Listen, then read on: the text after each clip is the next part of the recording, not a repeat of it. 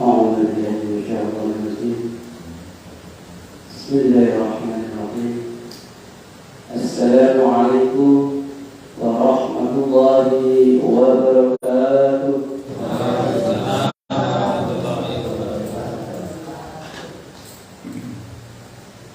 الحمد لله رب العالمين وبه نستعين على الدنيا والدين وعلى آله وصحبه أجمعين.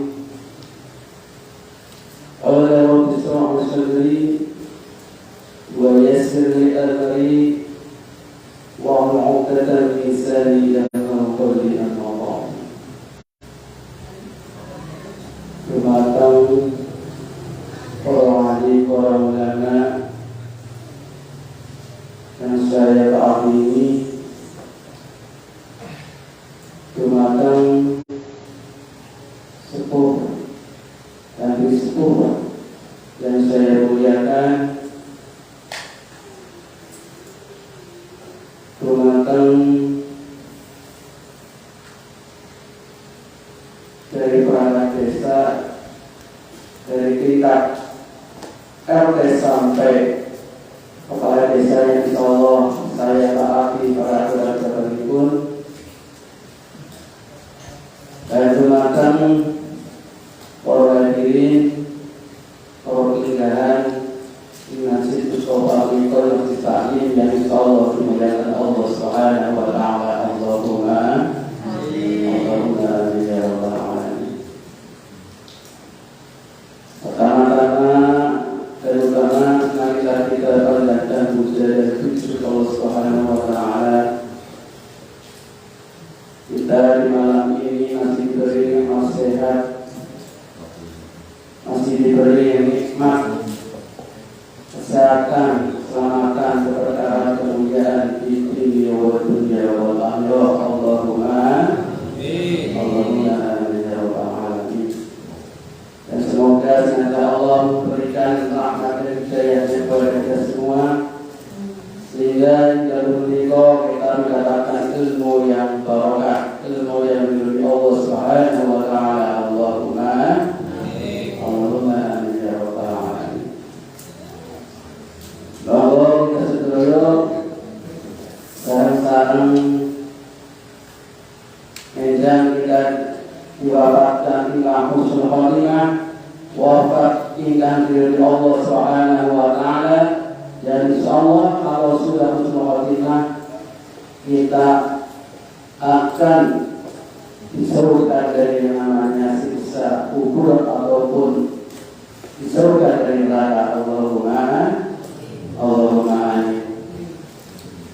Onun sebuah hadis, kita kalau sudah di alam kubur ada amal yang masih dapat kita dapatkan. Itu kalau kita meninggal memang amal apapun itu sebutkan ada 3 perkara amal yang masih dapat kita dapatkan walaupun kita sudah meninggal di alam kubur. Yang pertama yaitu ilmu yang barokah, ilmu yang bermanfaat, ilmu yang bermanfaat. Contohipun ilmu itu orang tua yang mengajarkan, umpamanya pun membaca surat Al-Fatihah. Dan insya Allah kalau mudah-mudahan sudah bisa membaca Al-Fatihah digunakan untuk sholat setiap hari, walaupun kita sudah meninggal, insya Allah kita tetap mendapatkan pahalanya dari bacaan mudah-mudahan kita. Itu adalah contoh sedikit ilmu yang bermanfaat. Bakalipun lagi para ustaz mengajarkan sholat kepada anak-anak santrinya. Anak-anak santrinya mereka setiap hari sholat dengan diajarkan oleh ustaz-ustaz. Insya Allah kita juga yang mengajarkan mendapatkan namanya pahala walaupun kita sudah meninggal di alam kubur. Tapi kali dulu sedekah jariah. Sedekah jariah menika umpamanipun kita menyumbang semen ke musola atau menyumbang keramik digunakan untuk pembangunan musola. Kalau musola atau masjid tersebut masih digunakan untuk kebaikan musola berjamaah, digunakan untuk masjid taklim, insyaallah pahala pun ibu kasih mengalir walaupun kita sudah meninggal. Tapi juga itu amal yang masih kita dapat pahala itu adalah doa anak soleh. Yang mereka walaupun kita sudah meninggal di alam kubur, di alam barzakh, kita mempunyai anak yang soleh-solehah mendoakan kita setiap hari, insya Allah pahalanya kita juga akan terus mengalir kepada kita. Allahumma amin ya rabbal alamin. Monggo kita sami-sami endang setelah diwafatkan kamu suaminya sudah meninggal di alam barzakh, di alam kubur, kemudian dibangkitkan di padang mahsyar dan diceritakan hadis bahwa azabipun Allah di padang mahsyar niku panasnya berikan panas sekali karena apa? Karena matahari sekali di atas kepala kita panas sekali. Orang cerita ribut, orang keringat yang sampai ke dalam kita karena apa? Karena panasnya, saking panasnya keringat kita bercucuran sampai kita tenggelam. Dan ada keringat kita yang sampai dengan usar karena disebut panas sekali. Dan ada yang sampai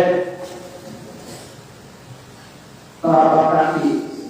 Jadi tergantung amal perbuatan kita di dunia. Dan di situ oleh Rasulullah SAW, insya Allah kita besok akan syafaat ditolong oleh Muhammad Sallallahu Alaihi Wasallam. Dan diperintahkan oleh Allah Subhanahu Wa Taala kepada Muhammad untuk para umatnya besok akan dikasih namanya, kalau itu air dari Telaga Kausar, yaitu air yang kalau sudah diminum di padang mahsyar itu tidak akan pernah haus, tidak pernah telak bahasanya. Itu kalau sudah diminumkan dari Telaga Kausar oleh Muhammad Sallallahu Alaihi Wasallam, insya Allah ajalul Allah tidak terasa karena sudah mendapat namanya Faqawan berbeda Rasulullah Sallallahu Alaihi Wasallam. Dan insya Allah kalau kita sudah dihisab,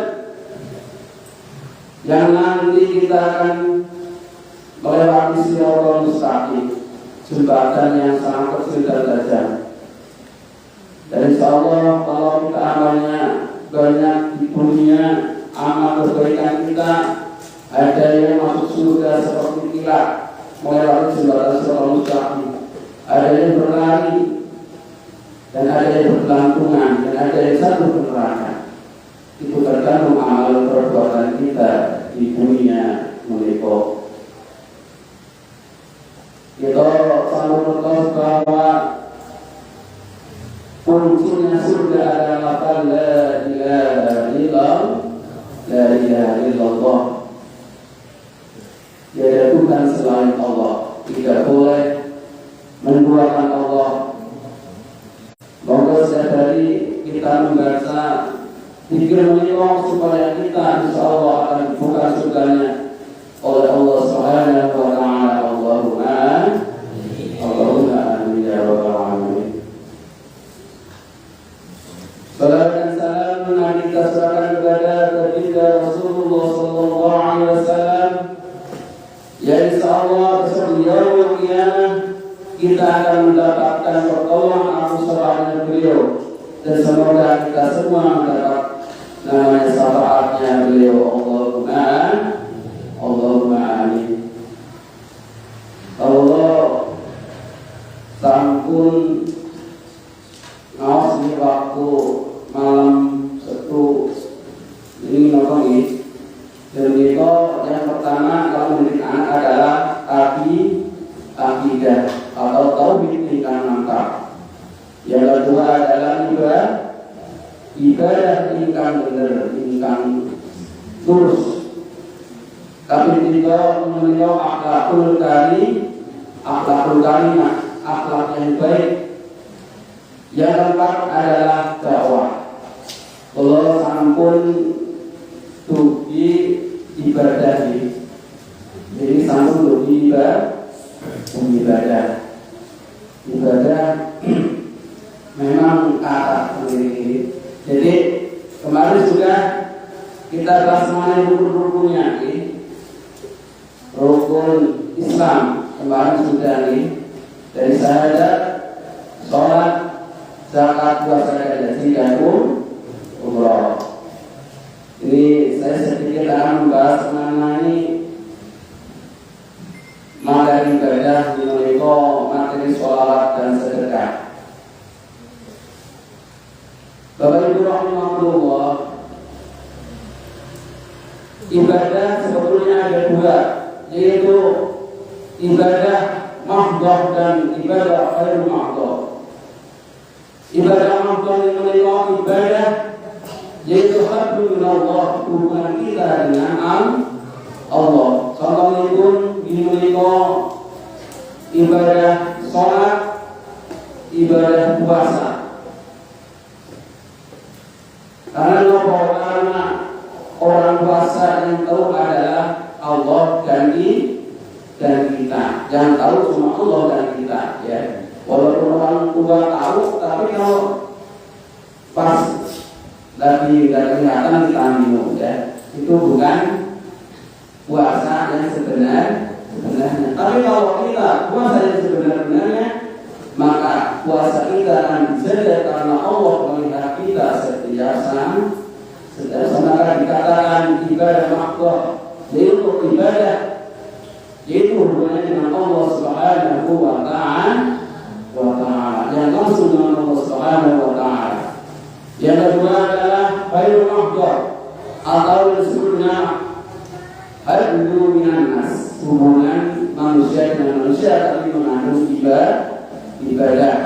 Contohnya pun dengan menikah, sedekah, infak, zakat. Jadi kalau kita sedekah kepada fakir miskin atau yatim piatu, insyaallah kita membantu yang namanya fakir miskin tersebut, orang tersebut, dan kita akan dapat pahala dari Allah Subhanahu wa Ta'ala. Itu contohnya pun, yaitu contoh hadun minan nas atau khairu mahdhah. Jadi kalau kita ini sedaya kalau hubungan dengan ibadah, marilah kita perbanyak amal-amal yang mudah dan dapat pahala yang banyak. Contohnya pun menikah sholawat. Sholawat adalah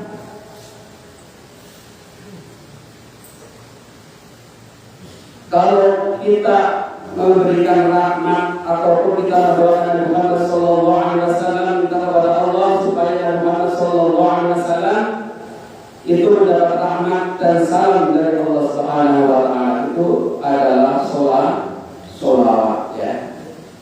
Jadi sholawat di sini ada yang didefinisikan permohonan kepada Allah agar memberikan berkah, keselamatan dan rahmat kepada Muhammad sallallahu alaihi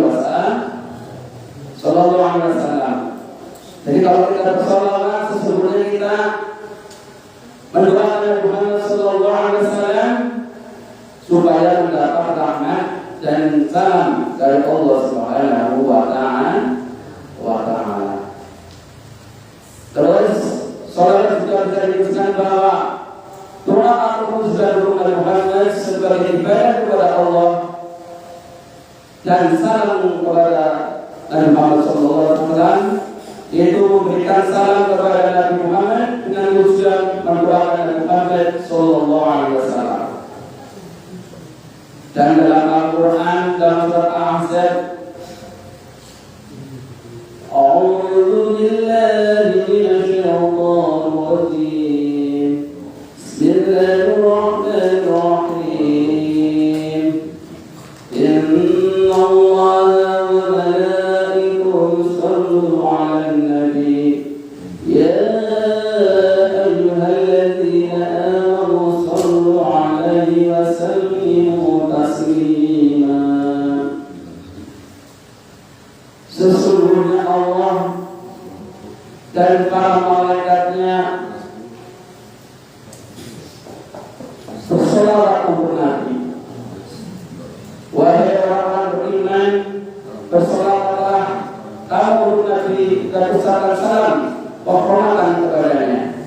Jadi di sini dalam surah Al-Ahzab dijelaskan bahwa Allah itu bersolawat. Malaikat juga bersolawat, apalagi kita sebagai umatnya. Kita sering-sering bersolawat kepada Muhammad sallallahu alaihi wasallam.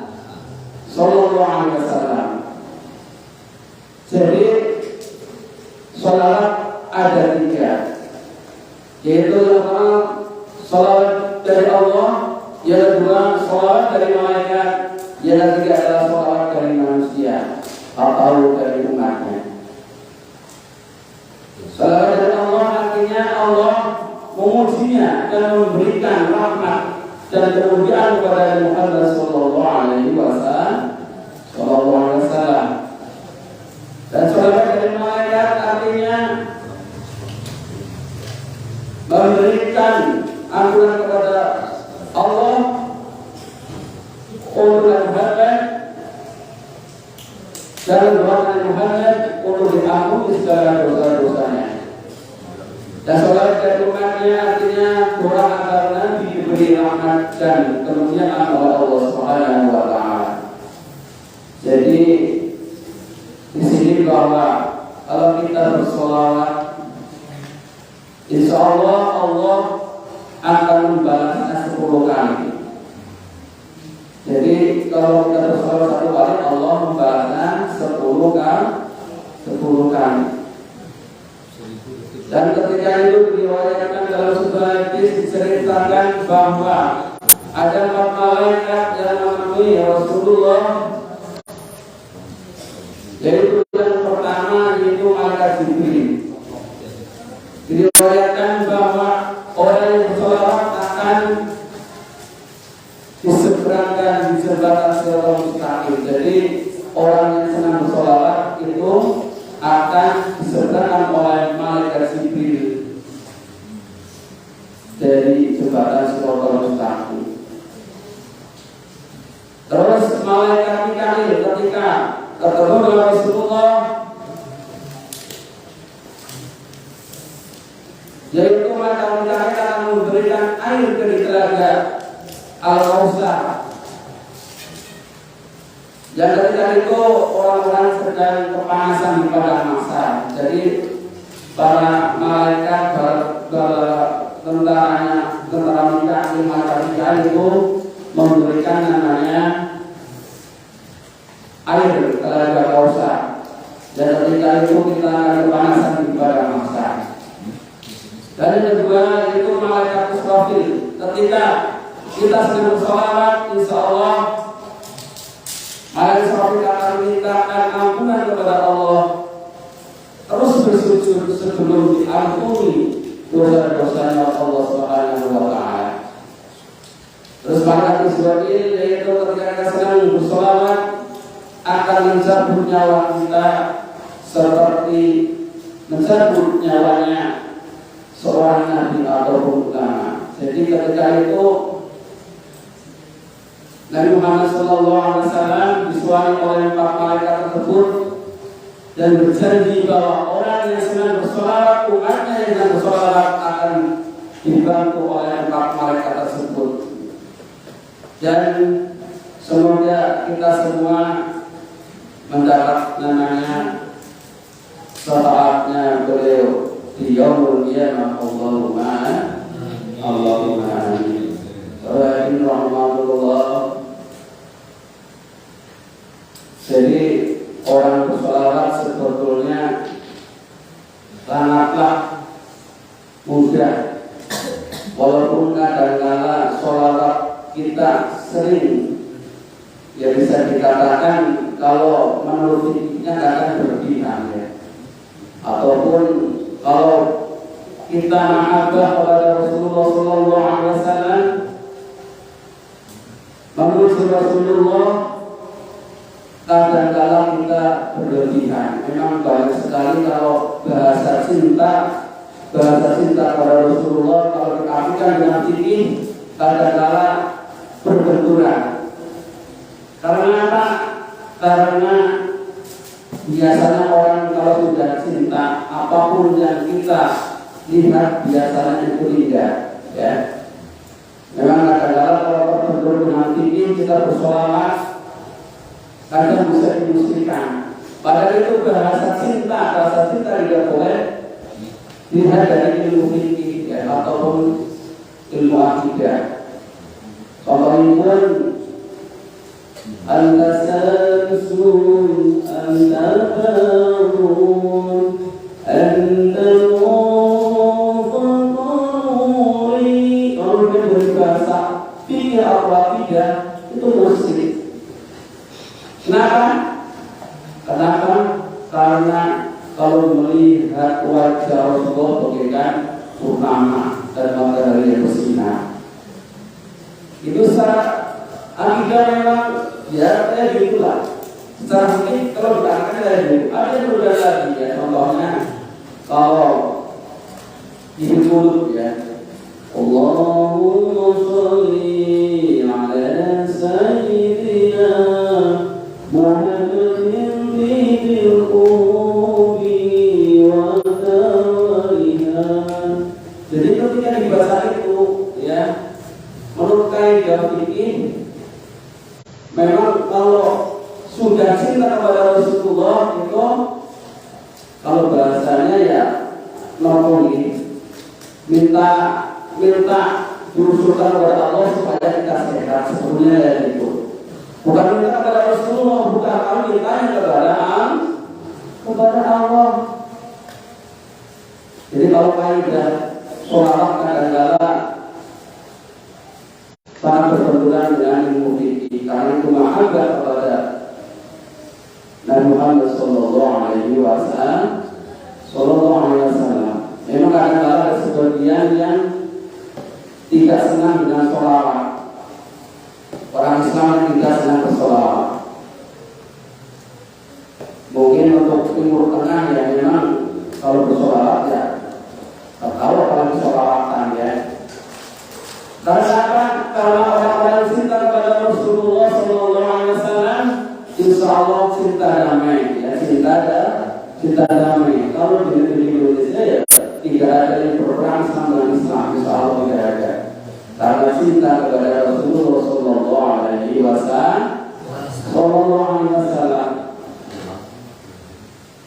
Jadi kalau sekarang kan banyak sekali yang membid'ahkan sholawat, apalagi sholawatan. Itu sebetulnya menurut saya itu kurang baik, karena dalam hati orang yang tidak pernah sholawat, tidak memiliki cinta, itu hatinya akan keras. Hatinya sering berbenturan. Maka marilah sebagai orang Timur, orang Indonesia yang senang dengan Rasulullah, yang mencintai Rasulullah, dan insya Allah kita agama Islam yang di Indonesia di sini sebagai agama Islam sebagai panutan orang-orang yang insya Allah Islam sedunia ya. Allahumma Islam yang rahmatan alamin, Islam yang cinta damai. Jadi Islam yang selalu memperbudak, Islam berdata tidak ya. Itu adalah Islam yang cinta kita damai. Karena apa? Pendiri negara Indonesia adalah orang-orang yang senang bersolawat kepada Rasulullah Sallallahu Alaihi Wasallam. Rahimahullah. Jadi di sini kalau kita bersolawat insya Allah dengan sholawat tersebut kita akan dekat dengan Rasulullah Sallallahu Alaihi Wasallam, dan apabila sudah dekat dengan Rasulullah, kita insya Allah dimudahkan semua baik di dunia maupun di akhirat. Karena contoh itu umpamanya kita melakukan proposal tidak mempunyai namanya channel atau teman ataupun orang yang dekat dengan kita, maka susah kita untuk menembusnya. Contoh pun kalau kita butuh dana, umpamanya atau berbakti atau kemana, kita tidak mempunyai orang dekat. Contoh itu dimulai kalau kita tidak dekat dengan Rasulullah, tidak cinta dengan Rasulullah, siapa yang akan mengangkat kita kepada Allah? Siapa yang akan meminta ampunan kepada Allah? Rasulullah Muhammad Sallallahu Alaihi Wasallam. Jadi sholat itu sebetulnya sangat penting. Kalau kita sudah dekat dengan Rasulullah, kita sudah cinta dengan Rasulullah, berarti kita sudah, kalau sudah mengenal Rasulullah, itu hati kita akan senang, hati kita akan bergetar. Kalau orang sudah cinta, apapun yang kita pasti tidak. Dan ada kalau sholawat tidak memakai lagu kadang-kadang jadi nongkrong. Contohnya kalau sholawatan tidak pakai lagu ya tidak betar ya. Contohnya sholatullah, nah gitu ya. Kalau pakai lagu sholatullah, salamullah ala toha rasulillah, kan jadi senang ya. Kalau sudah senang, insya Allah ya kita akan dapat balasannya dari Allah Subhanahu wa Ta'ala. Jadi kalau kita bersolawat, tadi Allah membalas kita dengan 10 sholat pahalanya di Meliko ya. Kalau zaman sekarang memang yang paling mudah dan paling pasti diterima amal kita kalau kita bersolawat. Tapi kadang-kadang kita kalau sholat saja dengan angkutan tinggi, kalau sudah sholat pikir, kemudian kita kalau bahasanya ya maksudnya ya apa yang bersolat, apa yang berpikir, insya Allah yang terima. Itu kadang-kadang Allah tidak menerima sholat di sholat kita, karena kita lihat, kita pakai untuk sholatnya ya. Tapi kalau selama kita berdoa Rasulullah Sallallahu Alaihi Wasallam supaya Allah merahmati dan menyelamatkan ya, itu pasti diterima oleh namanya Allah Subhanahu wa Ta'ala. Sholatnya sholat itu adalah kewajiban kita, karena besok kita akan bertanggung yang paling utama adalah sholat yang pertama ditanya adalah sholat, tapi jangan pamer, jangan lihat. Kalau tidak sholat sama kali jawabannya itu tidak boleh. Maka kalau zaman menikah memang ya, kalau kita sholat ya memang harus khusyuk. Kalau zaman ini memang sudah banyak sekali godaan ya. Kalau orang Islam juga banyak yang terpecah ya. Jadi ada yang ahlu sunnah wal jamaah, ada yang mengaku ahlu sunnah wal jamaah. Kadang-kadang kita bingung mana yang benar, mana yang ahlu sunnah wal jamaah ya. Jadi kita memang susah pada zaman akhir memang terpecah menjadi 63 golongan ya. Jadi dalam sebuah hadis mengatakan Rasulullah bahwa manusia akan terpecah menjadi 63 Allah. Padahal yang ahli sunnah wal jamaah adalah satu dalam bersabaknya beliau adalah semua ahli sunnah wal jamaah. Jadi susah, memang susah. Tapi insya Allah kita mangkat dengan yang namanya maupun kalau bahasa Ibu mangkat dengan sholat kita, mangkat dengan yang namanya akidah kita, bahwa kita ikut dengan partner insya Allah akan memberikan namanya jalan yang lurus atau dengan surah mustaqim ataupun jalan yang dari Allah Subhanahu wa Ta'ala.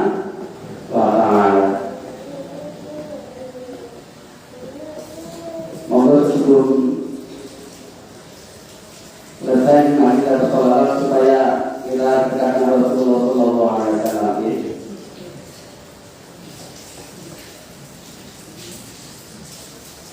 Sallallahu alaihi Muhammad, sallallahu alaihi wasallam,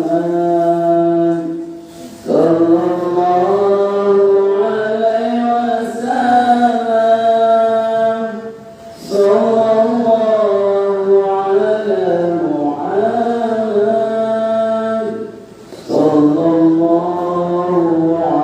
alaihi Muhammad, sallallahu alaihi wasallam, sallallahu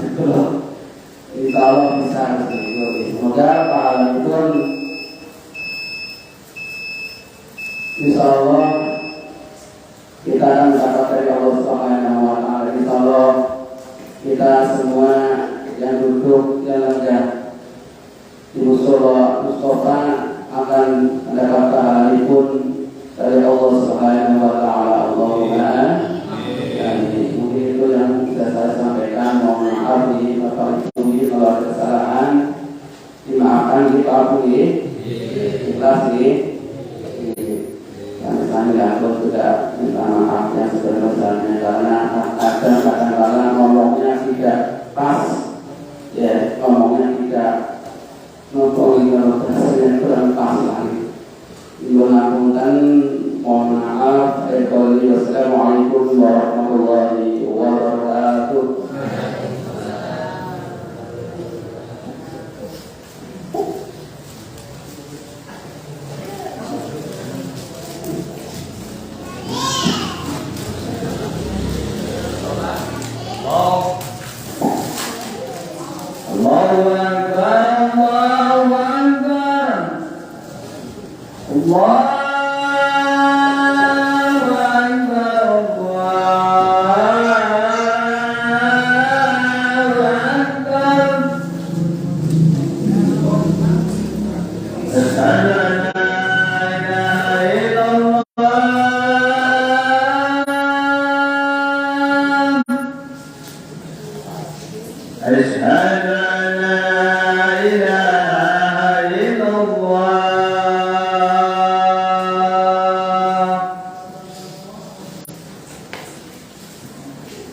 أشهد أن محمدا